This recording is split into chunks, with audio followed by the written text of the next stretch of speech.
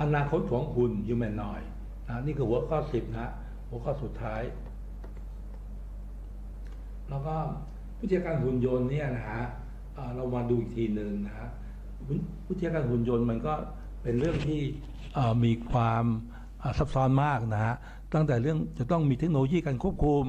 มีเรื่องการวิชั่นการมองมันมองสำคัญมากนะมีเครื่องยนต์กลไกแมคานิกจะมีเรื่องไฟฟ้า EE มีเรื่อง IT เทคโนโลยีสารสนเทศมีเรื่อง AI Artificial Intelligence ใช่ไหมฮะก็ถึงจะประกอบกันเป็นโรบอทได้นะตัวนี้คือ humanoid ใช่ไหมยังมีจริงๆมีเรื่องอื่นๆอีกนะที่พูดถึงนะเช่นพวกไบโอคอมโพเนนต์ต่างๆนะก็ต้องถือว่าอยู่ในนี้ด้วยนะครับฉะนั้นเพื่อมาทำในสิ่งที่เรียกว่าสามารถควบคุมการเคลื่อนไหวได้สัมผัสได้เพื่อการรับรู้ perception แล้วก็เพื่อการสร้างความเข้าใจ cognitive นะฮะ cognitive นี้เป็นส่วนที่รับ input เข้ามาเพื่อประมวลผลเป็นชั้นๆแล้วใช้ซอฟต์แวร์ AI มาช่วยนะครับการวิทยาการของหุ่นยนต์ใช่ไหมฮะในฟิลนี้มันก็มีวิทยาการตั้งการปฏิสัมพันธ์ระหว่างหุ่นและมนุษย์นะหุ่นกับหุ่นกับสิ่งแวดล้อมเนี่ยนะฮะก็มีเรื่องเป็นเรื่องที่เรื่องใหม่ทั้งนั้นนะเพราะว่าหุ่นยนต์เพิ่งเกิดขึ้นนะครับวิทยาการด้านการเคลื่อนที่ locomotion นะฮะการเคลื่อนที่ของหุ่นยนต์1ตัว1คน1ท่านนะแล้วก็ฝูงหุ่นยนต์เคลื่อนไหวกันอย่างไรถึงจะสอดประสานกันใช่ไหมครับแล้วก็การ navigation การนำทางให้ทำโน่นไปโน่นไปนี่ทำงานยังไง manipulate การเคลื่อนย้ายชิ้นงานการทำงานตามที่คำสั่งที่กำหนดใช่ไหมฮะโดยตามที่เข้าใจใช่ไหมแล้วก็สำคัญที่สุดคือ intelligence ความฉลาดในการตัดสินใจได้ด้วยตัวเองไอ้เรื่องนี้เป็นสิ่งที่ว่าเราควรจะทำให้หุ่นยนต์เนี่ยฉลาดเพียงใดนะถึงจะทำได้หรือว่าสมควรไหมที่เราจะฝังไอ้กฎโรบอติกนะ4 ข้อของอัลติมอฟเข้าไปในคอของโรบอทออเปอเรติ้งซิสเต็มเลยใช่ไหมฮะและอาจจะต้องมีคิวสวิตช์ด้วยซ้ำว่าสักวันหนึ่งนะถ้าปฏิวัติเนี่ยก็กดปุ่มนี้ส่งสัญญาณไปเราจะฆ่าหุ่นทุกตัวหรือเปล่าอันนี้คือเรื่องอนาคตนะที่ต้องคิดกันนอกจากนั้นยังมีเรื่องเกี่ยวกับกฎหมายจริยธรรมต่างๆมาเกี่ยวข้องด้วยมันไม่ใช่แค่นั้นนะฮะในณจุดนี้เราถือว่าเป็นของเล่นเป็นทอยเป็นโนเวลตี้ของแปลกประหลาดนะในอนาคตเมื่อเขามีบทบาทมากขึ้นกฎหมายก็จะมาเกี่ยวข้องด้วยนะครับการนำหุ่นยนต์มาใช้เนี่ยอย่างที่บอกเนี่ยนะอย่างที่สรุปแล้วนะคือมีทั้งวิทยาการด้วยใช่ไหมฮะและมีทั้งเรื่องเกี่ยวกับการใช้งานจริงทางด้าน Public Security ความมั่นคงปลอดภัยทางการศึกษาที่บ้านนะเป็นเพื่อนร่วมงานใช่ไหมฮะแล้วก็หุ่นยนต์อาจจะทำงานแทนเราหรือแย่งงานจากเราก็ได้ใช่ไหมฮะหุ่นยนต์อาจจะสร้างจ็อบใหม่ให้เราใช่ไหมฮะแล้วก็หุ่นยนต์อาจจะจริงๆแล้วหุ่นยนต์อาจจะเป็นหัวหน้างานของเราได้ไหมคงได้ด้วยนะครับแล้วก็หุ่นยนต์ก็สามารถกลายเป็นรถได้กลายเป็นชิ้นส่วนต่างๆได้เป็นเครื่องบินก็ได้ขับโดยหุ่นยนต์นะครับหุ่นยนต์มันไม่ใช่แค่ตัวฟิสิกอลตัวกายภาพนะฮะตัววิญญาณของหุ่นยนต์เองมันอยู่ที่ไหนก็ได้นะครับมันก็คนเราเนี่ยร่างกายของเพียงแต่เป็นร่างกายกายภาพนะฮะจิตใจวิญญาณของเราอาจจะอยู่ที่หนึ่งก็ได้เฮลท์แคร์โรบอทหุ่นยนต์ก็ช่วยงานทางด้านสุขภาพการผ่าตัดนะฮะความบันเทิงของเราได้ด้วยอีกใช่ไหมฮะไอ้หุ่นยนต์ยังช่วยยกระดับความเป็นอยู่ของเราให้ดีขึ้น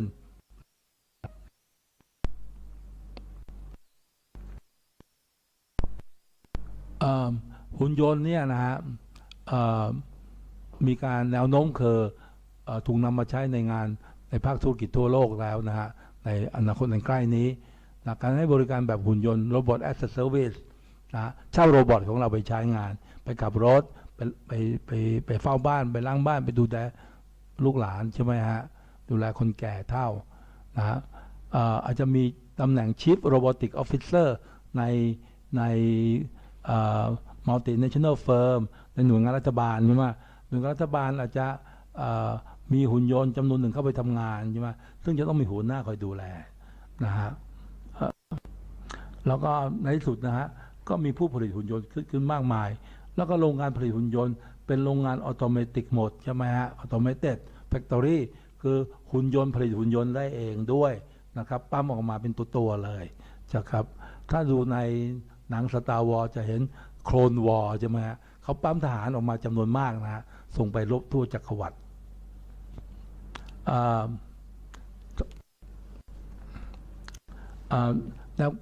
แล้วก็มีแนวคิดเรื่องซอฟต์แวร์ Defined Robot อีกด้วยนะฮะคือหุ่นยนต์เนี่ยนะฮะ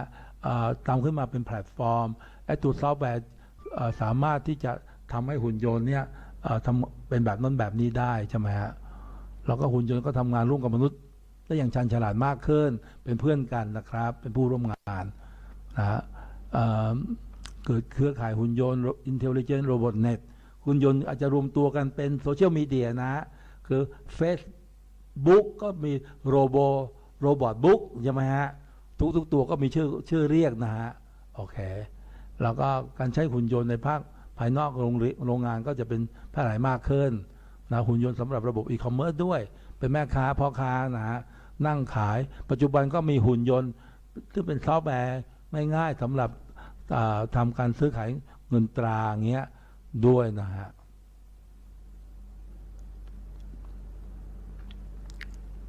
แล้วก็สำหรับประเทศไทยเองเนี่ยนะฮะ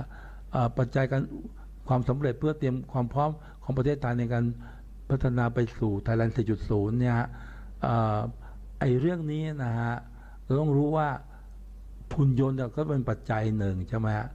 ซึ่งเราเองจะต้องสร้างบุคลากรที่สามารถทำงานกับหุ่นยนต์โครงสร้างพื้นฐานในการผลิตหุ่นยนต์กฎหมายและระเบียบนี้นะฮะนโยบายภาครัฐมีอยู่แล้วนะ Thailand 4.0 นะ Thailand 5.0 ก็ว่าเราต้องผลิตหุ่นยนต์แน่นอนมันโรบอติกจริงๆแล้วก็อยู่ใน S curve ใหม่นะฮะว่าเราสามารถผลิตหุ่นยนต์ได้แล้วนะเป็นเราต้องการที่จะผลิตหุ่นยนต์นะฮะเป็นผู้ใช้ผู้ผลิตและบูรณาการร่วมมือกันใช่ไหมฮะอันนี้เรื่องเป็นการที่ทำให้เราเกิดความได้เปรียบในเชิงดิจิทัลบิสเนสนะฮะในยุคใหม่นี้นะครับแล้วก็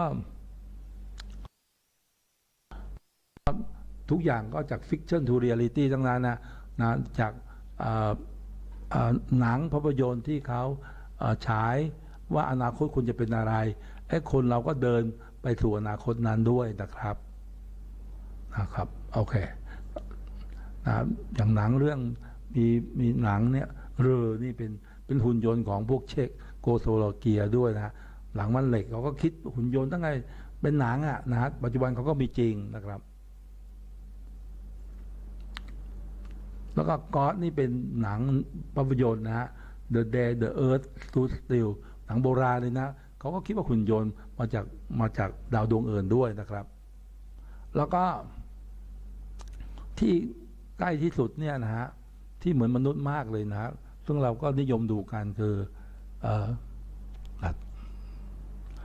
คือ Commander Data นะฮะจาก Star Trek Android Robot นะฮะก็มี Positronic Brain นะฮะซึ่งก็มีพฤติกรรมหน้าตาเหมือนคนเลยและอีกหน่อยเราจะมีหุ่นยนต์แบบนี้ไหมนะครับแล้วก็ในที่สุดนะฮะเราจะมีหุ่นยนต์ที่มีความคิดเชิงศาสนาไหม Spiritual Robot หุ่นยนต์ที่เข้าใจศาสนาพุทธหรือหุ่นยนต์ที่อิงกับศาสนาคริสต์นะฮะหรือศาสนาอิสลามใช่ไหมฮะเพราะหุ่นยนต์ประเภทนี้ก็ยังคิดกันไม่ถึงนะฮะว่าหุ่นยนต์ที่อิงกับสปิริตจิตวิญญาณแล้วหุ่นยนต์เนี่ยมีวิญญาณด้วยไหมครับปัจจุบันถึงอนาคตเป็นที่แน่ชัดว่าการพัฒนาหุ่นยนต์ฮิวแมนนอยด์กำลังรุดหน้าไปอย่างรวดเร็วหุ่นยนต์ประเภทนี้จะมีผลกระทบต่อสังคมอย่างมากความก้าวหน้าทางด้านวัสดุศาสตร์ด้านชีวภาพด้านอิเล็กทรอนิกส์ด้านกลไกด้านซอฟต์แวร์ AI ด้านเซ็นเซอร์ด้านการจำลองอารมณ์ด้านจำลองกริยาและความนึกคิดแบบมนุษย์และการเพิ่มพลังความแข็งแกร่งของร่างกายความคงทนต่อสภาพแวดล้อมความสามารถในการประมวลผลอย่างรวดเร็วและการพัฒนาแหล่งพลังงาน สำหรับหุ่นยนต์ที่สามารถชาร์จไฟแบบไร้สายหรือใช้แหล่งพลังงานจากแสงอาทิตย์ก็ยิ่งทำให้ฮิวแมนนอยด์มีศักยภาพมากยิ่งขึ้นสำหรับประเทศไทยซึ่งกำลังดำเนินการยุทธศาสตร์ S-Curve ใหม่การสร้างขีดความสามารถการผลิตแทนหุ่นยนต์ฮิวแมนนอยด์ก็เป็นสิ่งที่ได้รับความสนใจจากภาคการศึกษาและภาคอุตสาหกรรมอย่างมากโดยที่มหาวิทยาลัยต่างๆเริ่มสร้างสถาบันหุ่นยนต์นำโดยไฟโบที่บางมดมหาวิทยาลัยเทคโนโลยีพระจอมเกล้าธนบุรีดิรีหรือ Digital Interdisciplinary Robotics Institute ที่มหาวิทยาลัยเทคโนโลยีราชมงคลพระนครเป็นต้นภายในทศวรรษ 2020 ถึง 2030 อุตสาหกรรมหุ่นยนต์จะเป็นอุตสาหกรรมที่มูลค่าสูงมากซึ่งประเทศไทยควรมีส่วนแบ่งที่ดีในอุตสาหกรรมนี้ทั้งนี้ประเทศไทยต้องเตรียมการให้ดีโดยเริ่มที่การพัฒนากำลังคนให้มีขีดความสามารถที่เพียงพอในการทำงานในด้านต่างๆที่เกี่ยวกับฮิวแมนนอยด์และจะต้องมีการร่วมทุนกับบริษัทที่สามารถผลิตฮิวแมนนอยด์เพื่อได้รับการถ่ายทอดเทคโนโลยีจากนั้นก็ต้องสนับสนุนสตาร์ทอัพโดยมีกองทุนวิจัยกองทุนพัฒนาอุตสาหกรรมมุ่งสนับสนุนการสร้างนวัตกรรมใหม่และธุรกิจใหม่เพื่อการขับเคลื่อนอุตสาหกรรมฮิวแมนนอยด์อย่างเป็นรูปธรรม